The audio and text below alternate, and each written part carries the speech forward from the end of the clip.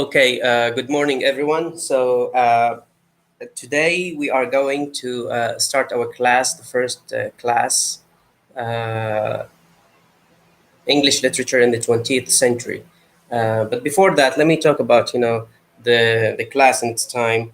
As we discussed on the group, many students could not agree on a specific time. Some of you want it on the time of the class. Some want to change the time. So I said it's better to just record the class and put it on e-learning and Facebook, so you can access the class whenever you want, and that's the best way to communicate with you. Anyways, so let's get started. Literature in the 20th century. So, so today we are going to talk about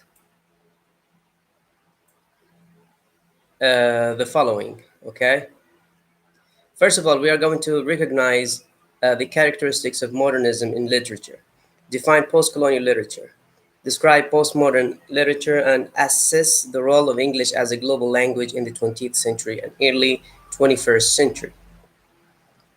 All right, so these are some of the learning objectives that we are going to discuss today. Um, First of all, the Edwardian age. The death of Queen Victoria in 1901 and the accession of the Edward VI inaugurated not only a new century but a new milieu in art, an extension and development of the aestheticism that characterized the last decade of the 19th century. The Edwardian age and the modern period which followed, roughly from 1910 through the end of the Second World War, differed sharply from the preceding age. So the Edwardian age, as you can see here, is different from the Victorian age. You remember in the 19th century, we discussed the Victorian age. Why we call it the Victorian age? Simply because Queen Victoria was the Queen of England. But now, at the early 20th century, 1901, the Queen Victoria died, and then we have King Edward became the King of England, and that's why it is called the Edwardian age. Okay, so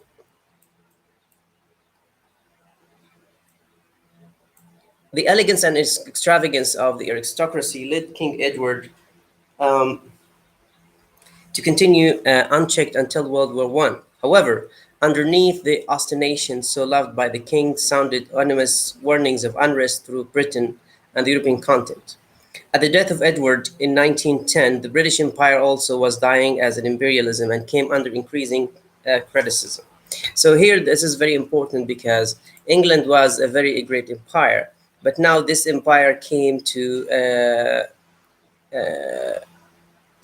to it was described as a dying empire here. It was described as a dying empire. Okay.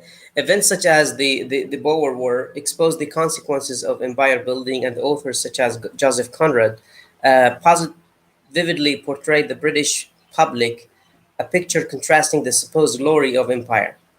Even Edward VII himself criticized the British presence in India and the treatment of the country's inhabitants. So this simply means that England was an empire. And in the 19th century, England was depicted as as a flourishing country that has different colonies in different parts of the world. But in the 20th century, this image, the beautiful image of the English Empire or the British Empire, collapsed.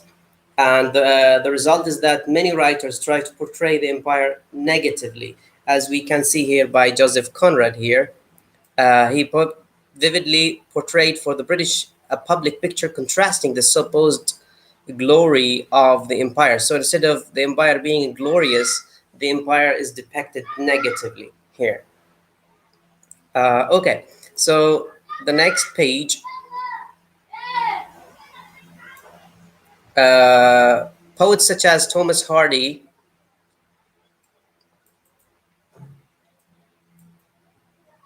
often referred to as the great pessimist, depicted the new country as a time of uncertainty and disbelief, both in God and integrity of humankind. And this is also a very important thing about the 20th century,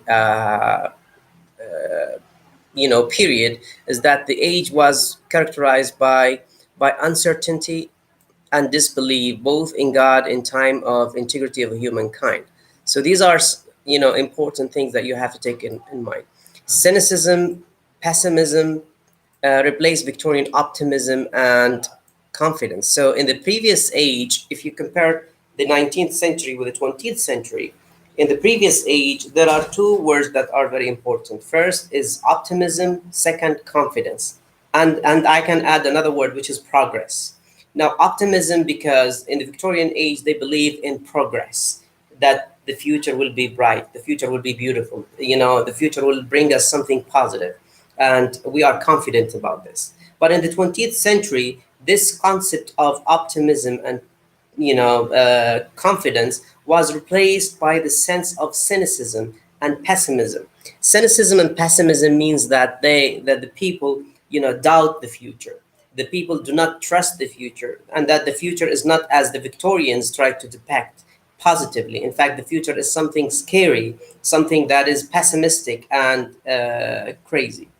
Although science and technology continue their uh, ever more rapid advancement with electricity, telegraph, and radio, continued to machinization in workplaces, automobiles, and airplanes, society seemed to lack a solid center of reference, a core belief that held the uncertainty of life in check and gave life a sense of purpose and direction. So, simply here, what is going on is that the rapid advancement in technology, in electricity, telegraph, radio, and all these kinds of inventions led to a lack of solid center of reference, meaning that people at that time disbelieve in everything. They disbelieve in religion, in culture, in society. They don't trust any, they don't trust anything. They become disbelievers, and that's why there is no a solid center that they can depend on. Um, Joseph Conrad and Thomas Hardy bridge the 19th and 20th century both in time and the philosophy of their writing. By the way, here these are the two poets that we mentioned before, which are Thomas Hardy and Joseph Conrad. These are the writers that we can call the bridgers, who bridge between the 19th and 20th century, because they have some characteristics of the 19th century, but at the same time they include in their work some topics that have to do with the 20th century, such as cynicism, pessimism, uncertainty, and lack of trust in any solid reference or solid center, as mentioned before. Okay. Now, the first thing that we have to look at is the modern age. The modern age. The modern age here, the modern age, King George the Fourth followed his father Edward the Seventh to the throne in 1910 and reigned until 1936. Only 4 years after he became king, George the Fourth led his country through World War One, fighting against his first cousin Kaiser Wilhelm of Germany, both men descendants of Queen Victoria and Prince Albert. Tsar Nicholas II of Russia, overthrown and unexpected with his wife and family in 1917, was also King George's cousins by marriage, and his wife Alexandra, another descendant of Victoria and Albert, whose children had married into most of the royal families in Europe. Essentially, an entire generation of British men and many women were killed in the First World War or World War One. Okay.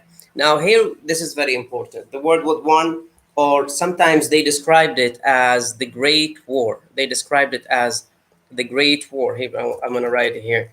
The Great War. Why they described it as the Great War? Because simply this is the first war that included a huge death of many people, the death of huge people.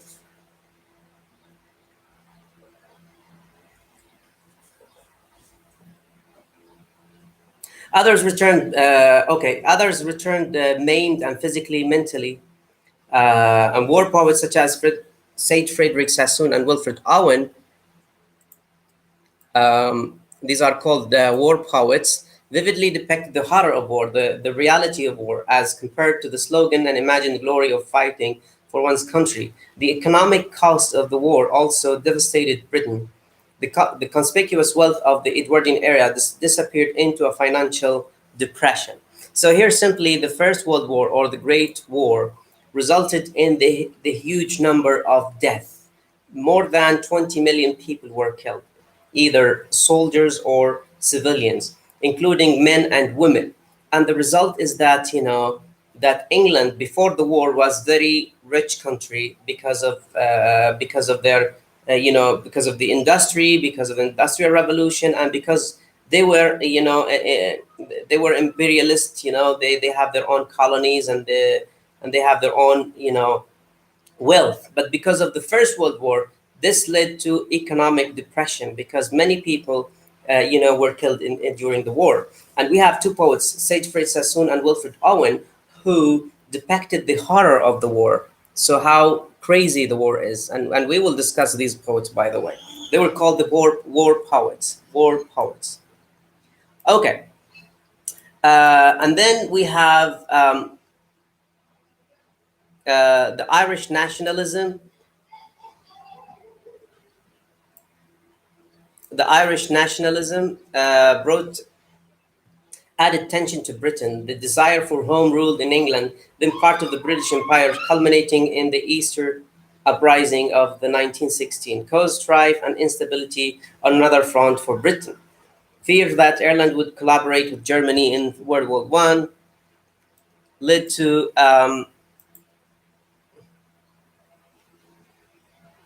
let me go to the next page.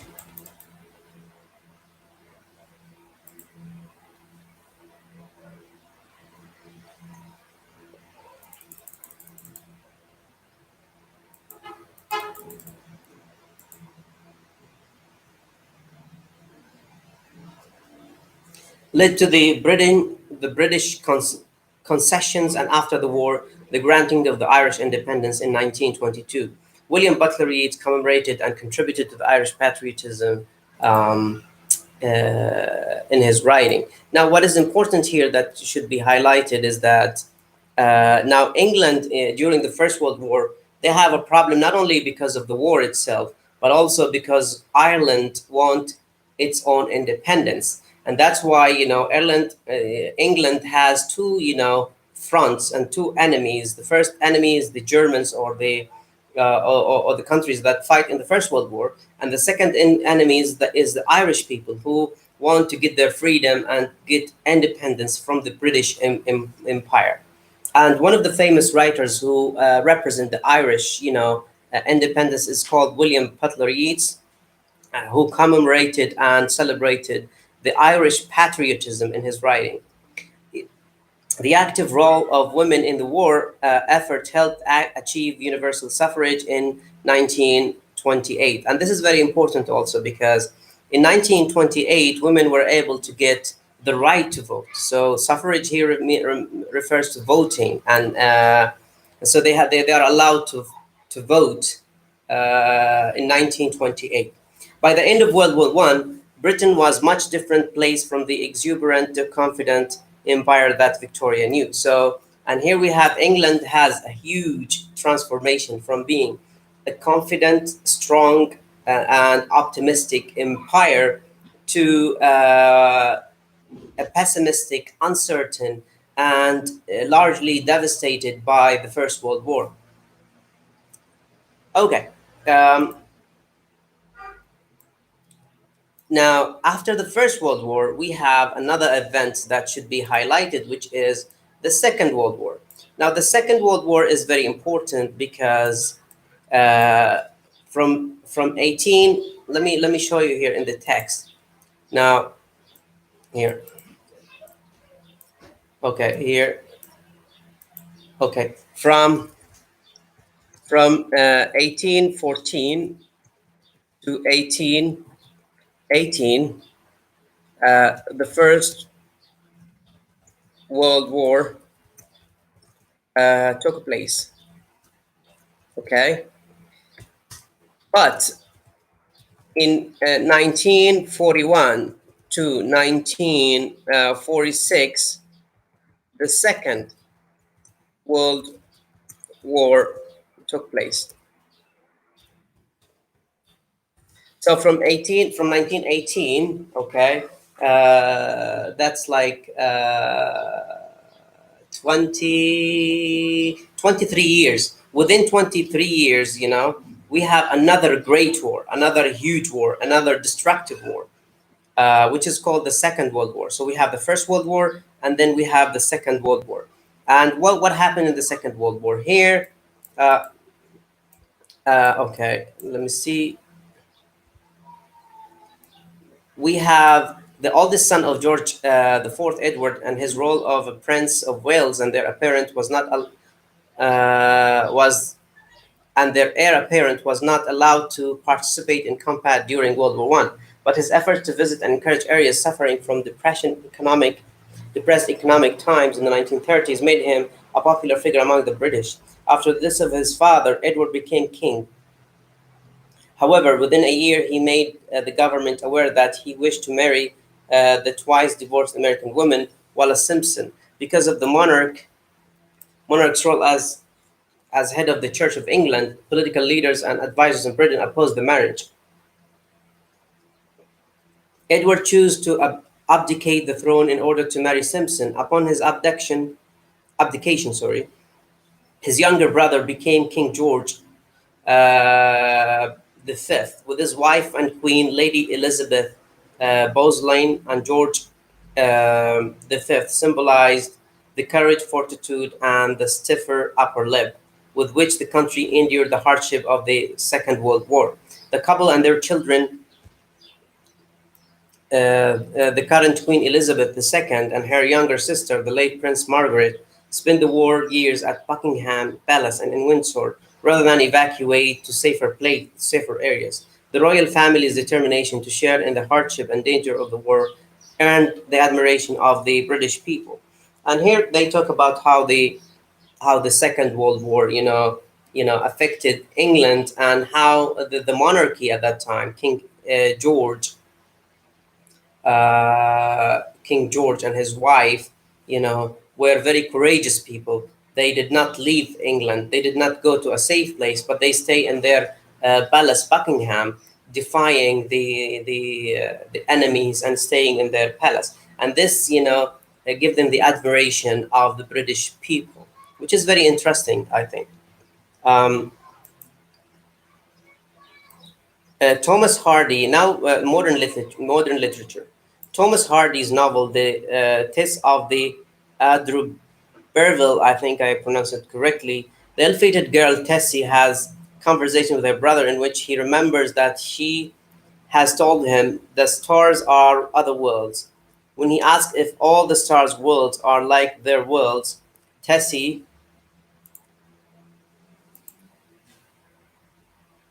replies that the worlds are like the apples on their trees, some splendid and sound, and a few blighted. When he asks which they live on, and a splendid one or a blighted one, Tessie replies, a blighted one. Now, here, this is very important because it shows how the world at the beginning of the 20th century is described as a blighted. Now, what does blighted mean? If you go to one of the okay, just give me a second. If you go to the dictionary and write blight means you live in a very difficult situation. Okay, very difficult situation. So blighted here, as you can see, it's something that is negative, something that is not welcome. Okay, so that's what they mean by blighted. So blighted here is something negative. So the world in the 20th century is so negative compared to the 19th century, when the world is presented as positive. Okay, modernism in literature.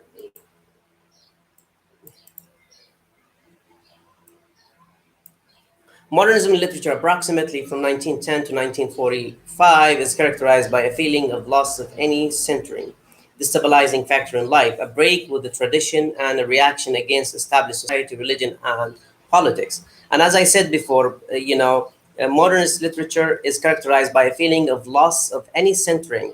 It means that they reject and they were against or break against the tradition, reaction against society, religion, politics, etc. All these, traditional stuff, they were against it. So in modernist literature, we will see criticism against society, tradition, religion, politics, society. All these things were criticized by modernists.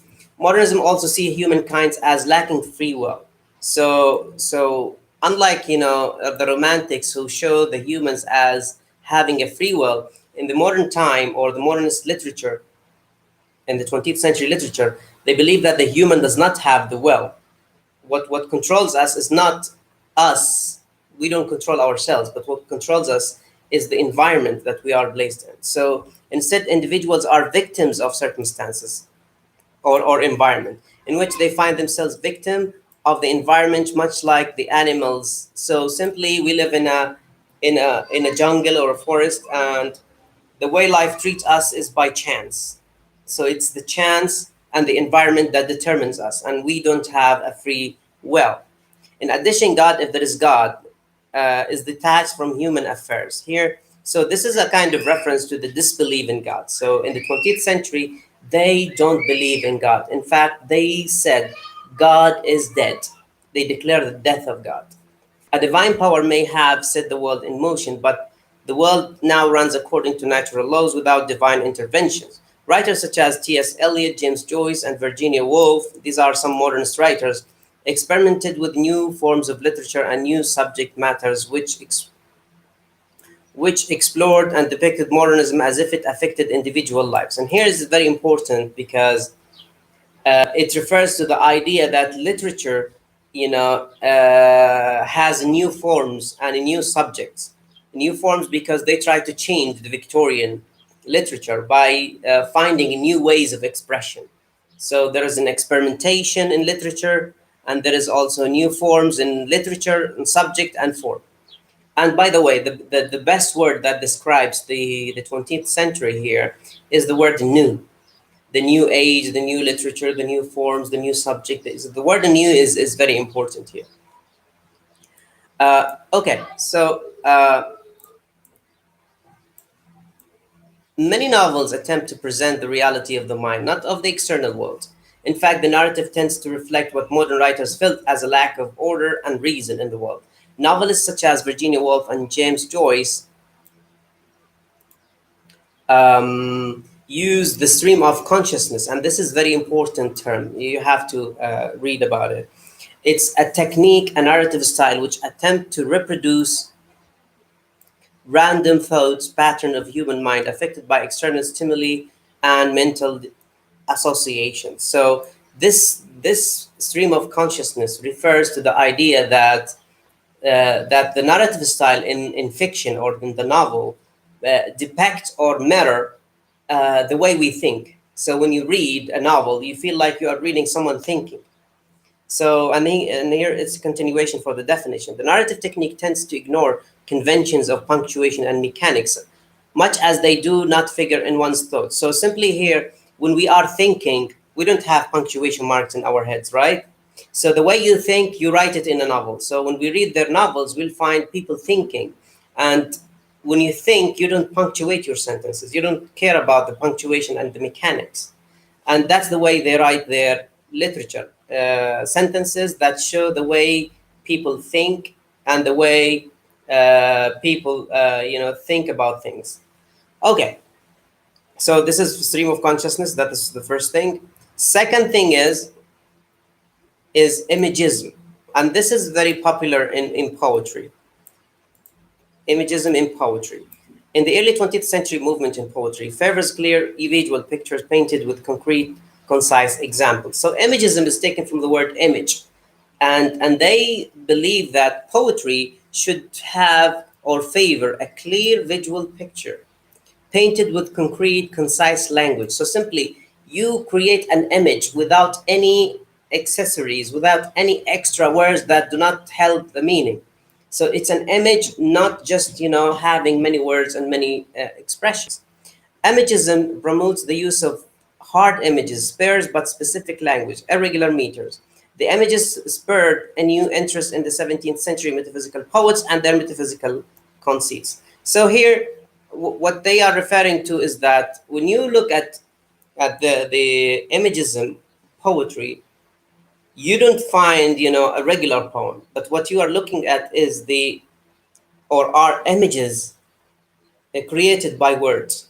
So words create images. So the language has to be very spare and specific. Spare means that don't add any word that is not necessary and that does not help the meaning.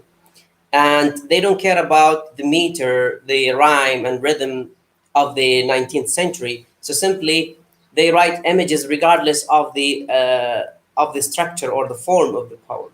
That's called imagism. So they create an image of something through words. Okay.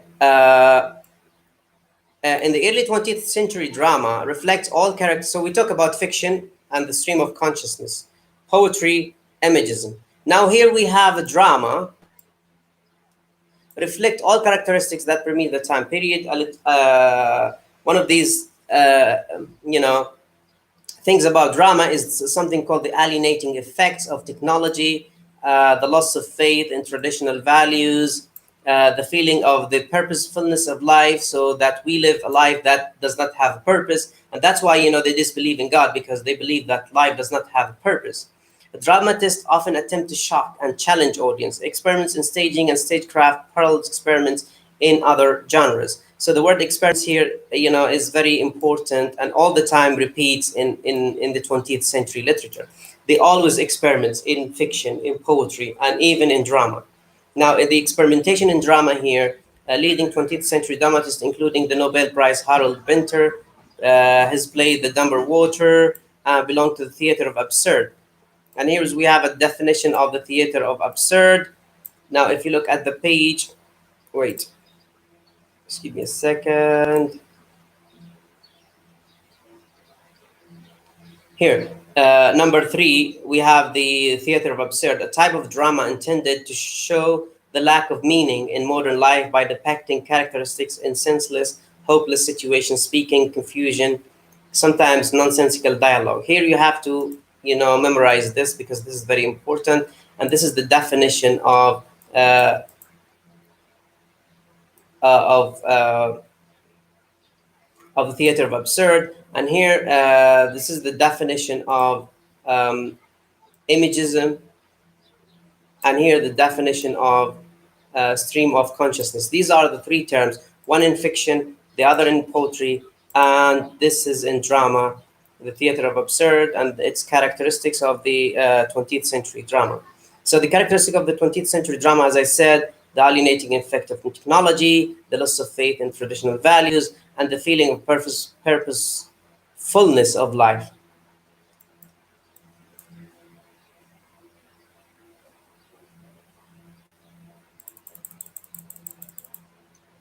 Now we go to page 6. Wait. Page 6.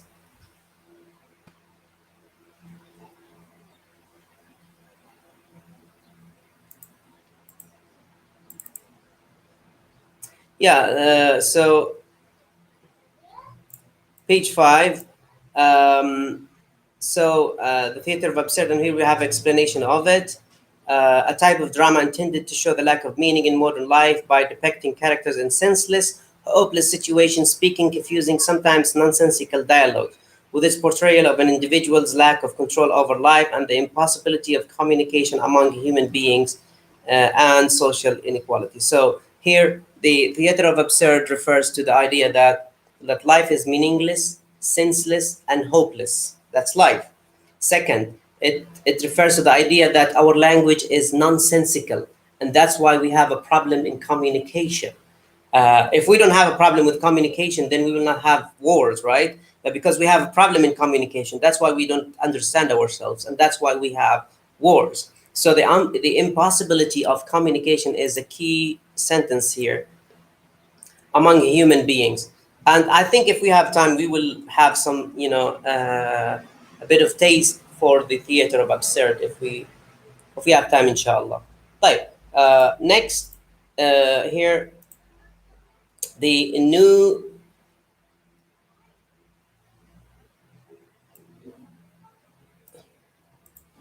the new Elizabethan age and the post-colonial literature.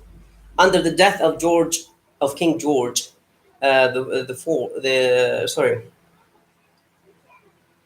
sixth, in 1952, Elizabeth acceded to the throne as a Queen Elizabeth II, and her realm, however, looked quite different from that of her great grandmother, Queen Victoria, who died only 51 years earlier. By the end of the World Wars, the British Empire no longer existed, replaced by the British Commonwealth.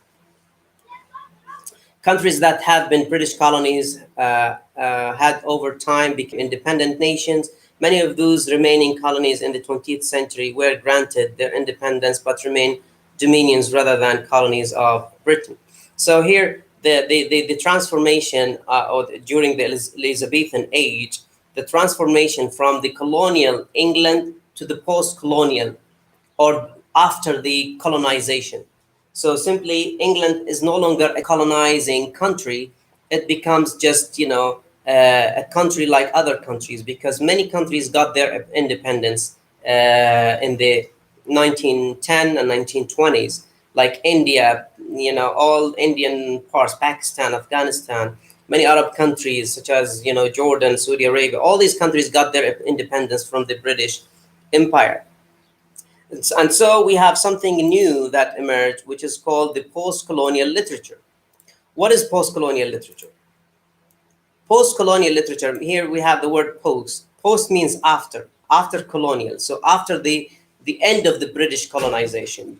Generally refers to literature written in the English language by residents of former British colonies. The subject matter of post-colonial literature typically addresses the oppression and exploitation the Postcolonial addresses the oppression and exploitation of colonialism and the attempt to establish national identity after independence and the effect of colonialism after the aftermath of the individual. Okay, and here that's the definition of post-colonial literature. Among the questions raised about post-colonial literature is its place in the studies of British literature. Does post-colonial literature belong to the category of British literature because the country of origin formerly belonged to the British Empire, or does the literature belong to the nationality which produced it? When the term English literature is used to designate literature written in the English language rather than the English written in England or by English citizens, certainly post-colonial literature belongs in English literature studies, as well with American literature, Australian literature, and the literatures of any other English-speaking countries. Some scholars, therefore, prefer the terminology word literature in English to the word post-colonial that may for some perpetuate the paradigm of imperialists and their occupied victims. The term emphasizes the global view of many scholars, considering important characteristic as well as the prime achievement of this literature. However, such an approach calls into question the inclusion in the British literature studies of some writers traditionally considered British, such as Irish writers James Joyce and William Butler Yeats, both born in Ireland, while while it was while it was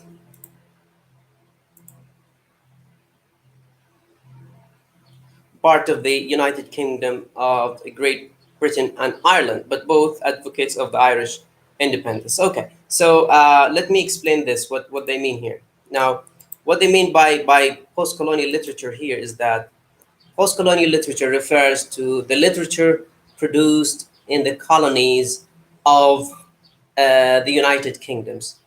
After these colonies became independent countries, okay, Now, the literature produced in these countries or in these colonies are called post-colonial literature. Why is post-colonial literature? Because it is written in English and it is produced in the colonies, controlled by England. But this term post-colonial is very bad. Why? Because it reminds people of the oppression of the United Kingdom, and that's why they try to use the term world literature in English.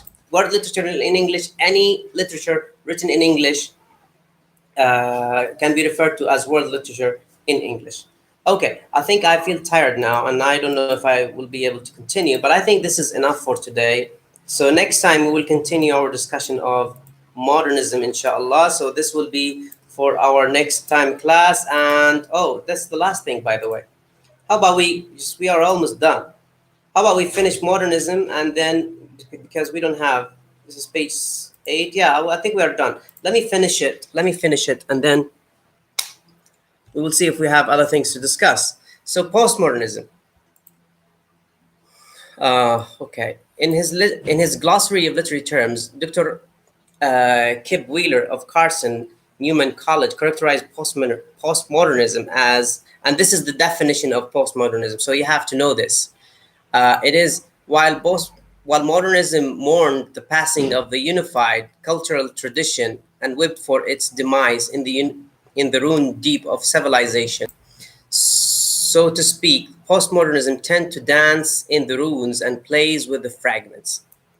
Okay, so here simply postmodernism, as we said before, it is a kind of mourning. Mourning means that crying on the passing or the death of a unified culture. So modernism believed that culture is dead, and there is no culture or tradition.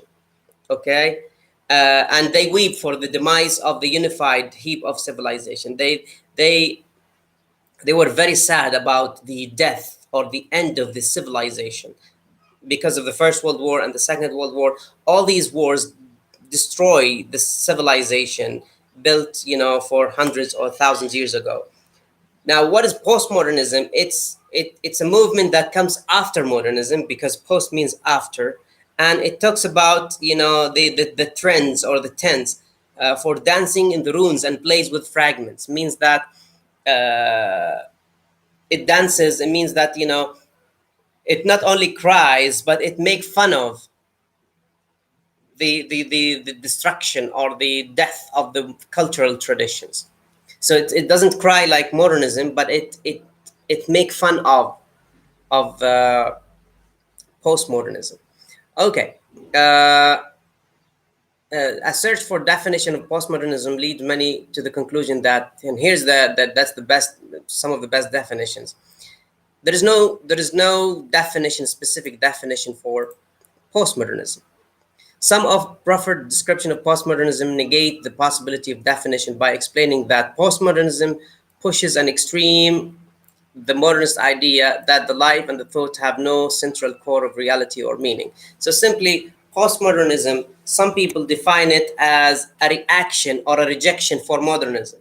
Some people believe that postmodernism is not a reaction, but a continuation for modernism. So in this case, there is no specific definition of modernism, but what we have in postmodernism is that they try to push, and here, look at the word push, they try to push to an extreme the modernist idea that life and thought have no central core of reality or meaning. Because if you remember before, when we discussed modernism, we said that for them, life is meaningless and senseless and hopeless. Life does not have meaning.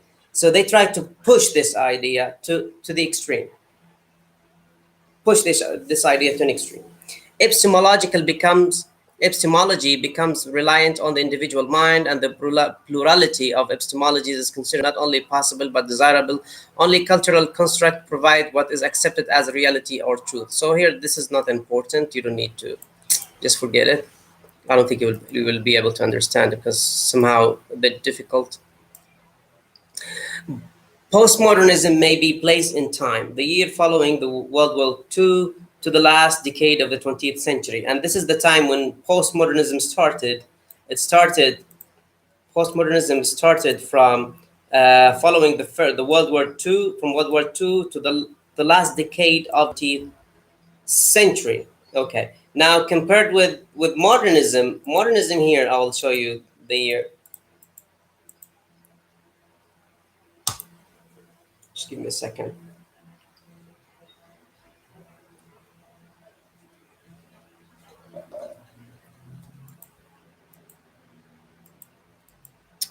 Okay. Okay.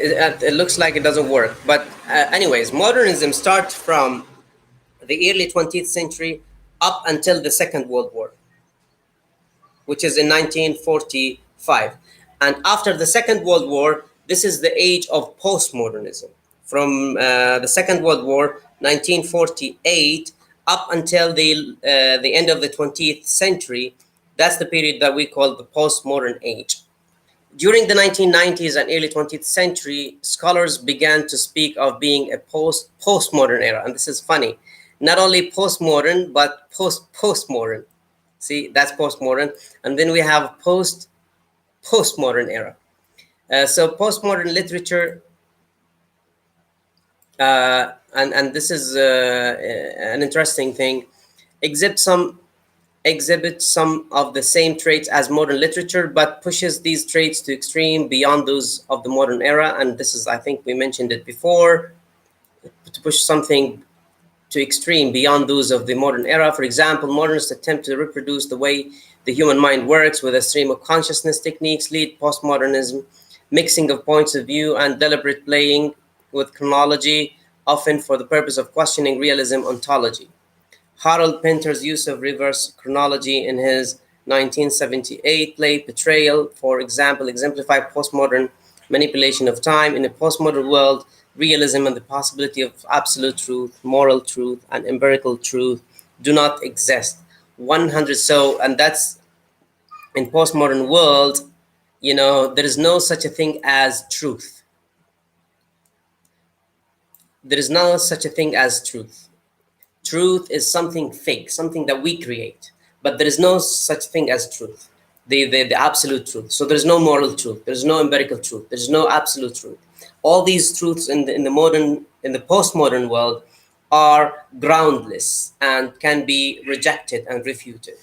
100 years after the Victorian grappled with faith, doubt, conflict, the postmodern world embraced nihilism, or nihilism, sometimes they call it. What is nihilism here? Here's the definition is in the footnote here. A philosophy which denies the existence of an objective noble reality, an intrinsic meaning of life, and absolute moral value. And so a philosophy which denies the existence of objective reality, intrinsic meaning of life, and absolute moral value in reality and morality. So simply the nihilism or nihilism, they try to reject every existence of objective reality. There is no such a thing as objective reality. There is no such a thing as truth. Everything is subjective, not objective. Everything is created by us. And if it is created by us, then it's not true, according to the postmodern ideas. As a means of exploring the contrast of reality, postmodernism employs metafiction. Now, look, if you remember, in the modernism, we talked about what? We talked about stream of consciousness, we talked about imagism, we talked about theater of absurd and the alienation effects. These in modernism. Now, in postmodernism, we have nihilism and we have metafiction, which is about fiction, about the process of creating fiction. A literary work in which both the author and the reader are conscious of the artifacts as the creation of the author's minds and mirror the process of the mind of creating reality. So simply, it's a metafiction. It's not about the fiction itself, but the process of creating that fiction. What is the stage or the process that include the creation of that fiction? So it's the process, not the fiction itself, which is called metafiction. Okay, and lastly,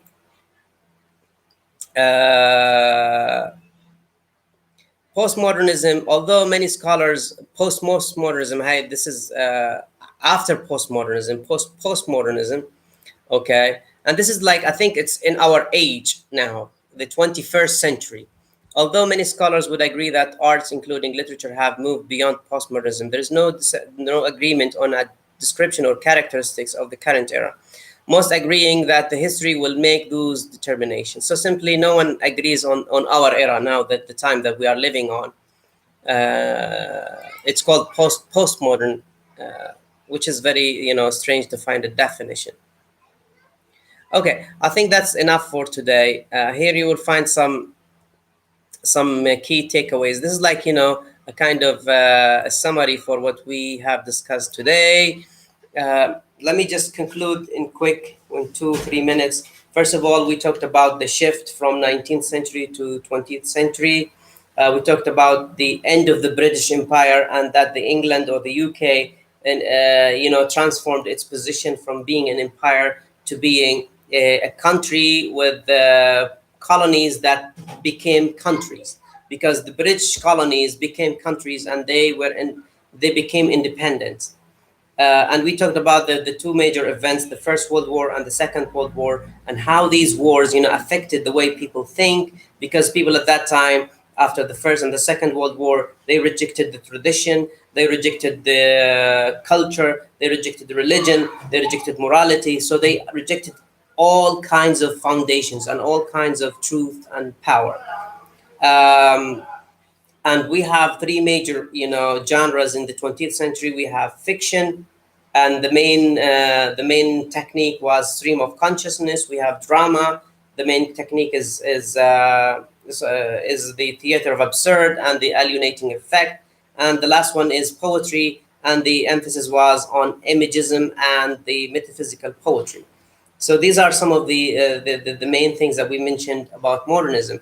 And then the next one is postmodernism. Postmodernism, was something that is similar to modernism, but in a funny way. So simply, instead of taking their literature seriously, crying about the death or the end of culture and tradition, they make fun of the death of culture and tradition.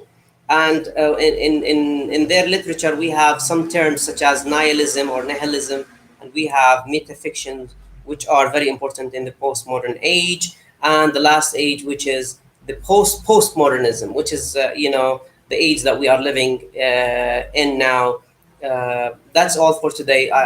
It's very thick and too much stuff mentioned here. But if you have any question, maybe we will have a Zoom in the future, and I will answer any of your questions. Just if you have any question, please write these questions down, and I'll be happy to answer your questions. Thank you very much, guys, and look at these exercises if they may help you.